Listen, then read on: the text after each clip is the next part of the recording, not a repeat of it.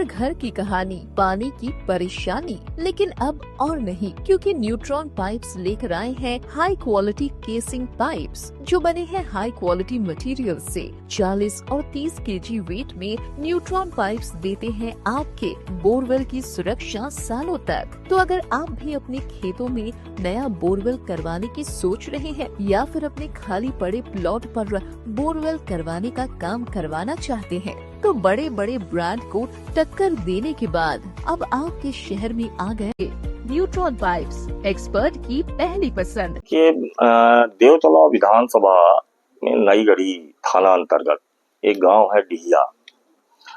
वहाँ एक बालक विवेक विश्वकर्मा, जिसकी गुमशुदगी की रिपोर्ट उनके परिजनों के द्वारा 24 फरवरी को 2026 को नईगढ़ी थाने में दर्ज कराई गई थी। उसकी जांच चल रही थी। बालक लापता था, वो मिल नहीं रहा था। संदेह यह था कि वो लड़का, वहां एक देवलाहा जलप्रपात है, वहां उसकी साइकिल और ये सारी चीजें मिली थी। संदेह यह था कि कहीं वो लड़का वहीं डूब गया या परिजन उसकी हत्या की भी आशंका जता रहे थे। इस तरह की बातें चल रही थी। परिजनों ने बार बार थाना प्रभारी से जांच की मांग की। थाना प्रभारी द्वारा उसमें लापरवाही बरतते हुए परिजनों को अपशब्द कहे गए और भी बहुत सारी बातें हुई।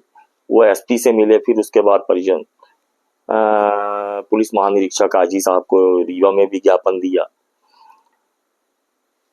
एसडीआरएफ की टीम ने भी सर्च किया, वो वहां बॉडी नहीं मिली। एनडीआरएफ की टीम ने भी सर्च किया, बॉडी नहीं मिली। अभी 9 मार्च को वहां उस लड़के की बॉडी देवलाहा जलप्रपात में पाई गई।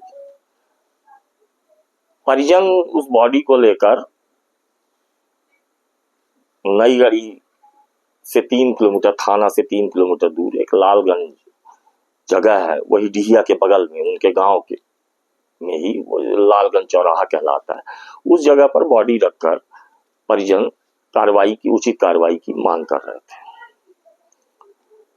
हम लोग भी क्षेत्रीय जनप्रतिनिधि हैं। मैं वर्तमान में जिला पंचायत का सदस्य हूँ, कांग्रेस का जिला अध्यक्ष रहा, देवतलाव से विधानसभा का प्रत्याशी था कांग्रेस पार्टी का। हम सब भी सांत्वना व्यक्त करने और इस प्रकरण में कार्रवाई की मांग को लेकर हम लोगों ने अधिकारियों से बातचीत की। एसपी साहब भी आए, कलेक्टर साहब भी आए, उन्होंने भी परिजनों की बात सुनी और उचित कार्रवाई का आश्वासन दिया। यह घटना 9 तारीख की है।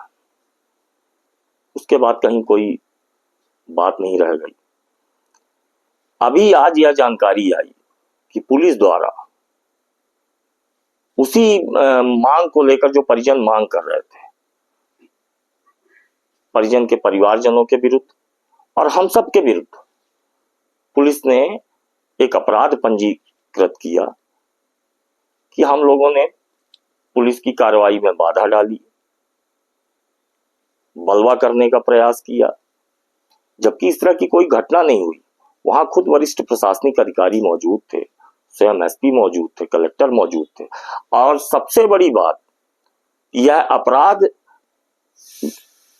पुलिस द्वारा बताया जा रहा है कि 9 तारीख को हुआ, कायमी हो रही है 11 तारीख को, 11 तारीख की रात को, मतलब 48 घंटे बाद,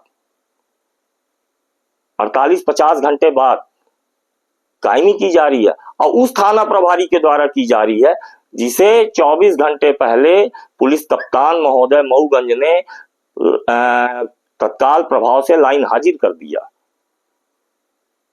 इस प्रकार का पुलिस का बर्बरतापूर्ण कृत्य मऊगंज जिले में चल रहा है। मेरा यह आरोप है कि विपक्ष की आवाज या हम सब की आवाज अगर जनहित के मुद्दों में दबाने का प्रयास किया जाएगा, अगर इस प्रकार से अपराध कायम किए जाएंगे, तो यह सीधा सीधा मेरा आरोप यह है कि सत्ता पक्ष के दबाव में जो थाने हैं वो सत्ता पक्ष के ठेकेदारों के द्वारा चलाए जा रहे हैं। हो सकता है, मेरा यह भी आरोप है कि पुलिस कप्तान केवल कठपुतली मात्र रह गया, उनके मातहत उनकी बात सुनने को तैयार नहीं है।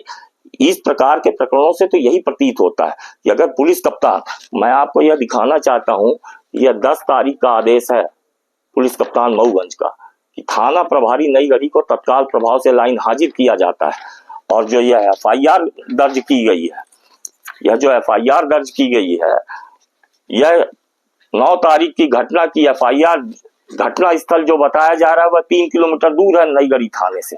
उस घटना की एफआईआर 11 तारीख को रात को 8:30 बजे कायम की जा रही है और उस थाना प्रभारी के द्वारा कायम की जा रही है। यहाँ आप देख सकते हैं कि थाना प्रभारी का नाम गोविंद तिवारी लिखा हुआ है, जिन्हें पुलिस अधीक्षक महोदय मऊगंज ने 10 तारीख को अपने आदेश के माध्यम से तत्काल प्रभाव से लाइन हाजिर कर दिया है। यह पुलिस की कानून व्यवस्था की स्थिति है। पुलिस अपने अधिकारी कर्मचारियों को कंट्रोल नहीं कर पा रही है तो आम जनता का कैसे भला करेगी, मैं तो यह मांग करना चाहता हूँ।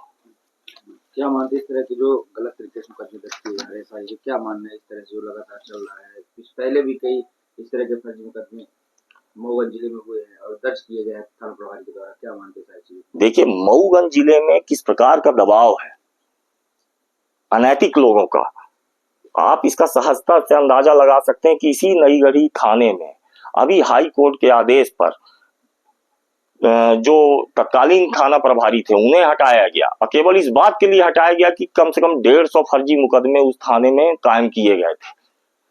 और उसी कड़ी में मेरा यह आरोप है कि यह भी आप सब देख सकते हैं कि यह भी मामला उसी कड़ी में एक जुड़ता हुआ नया मामला आ रहा है और इसके विरुद्ध हम लोग बहुत बड़ा आंदोलन करने जा रहे हैं पुलिस के खिलाफ। अगर इस मामले में पुलिस अधीक्षक महोदय और पुलिस महानिरीक्षक महोदय ने संज्ञान नहीं लिया तो जो कानूनी वैध कार्रवाई हम लोग की तरफ से हो सकती वह तो की ही जाएगी, साथ में सड़क पर भी उतरने का काम हम सब करने जा रहे हैं। कांग्रेस पार्टी से क्या पूरी पार्टी एकत्रित होकर पूरा आंदोलन करेगी खिलाफ सत्ता पक्ष के और ये पूरे जो फर्जी मुकदमे किए जा रहे हैं?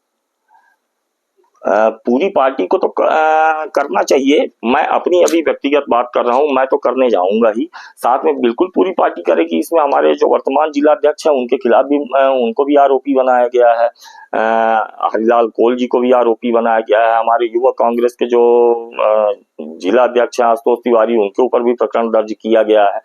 तो इस प्रकार की अगर पुलिस प्रशासन द्वारा विपक्ष की आवाज को दबाने का काम किया जाएगा तो निश्चित तौर पर हम सड़क पर उतरने के लिए मजबूर होंगे। कितने लोग हैं अभी जो इसमें एफआईआर है इसमें 38 लोगों के विरुद्ध कायमी की नामजद कायमी की गई है और बताया गया है कि 70 से 80 अन्य हैं, पुलिस द्वारा यह बताया गया है।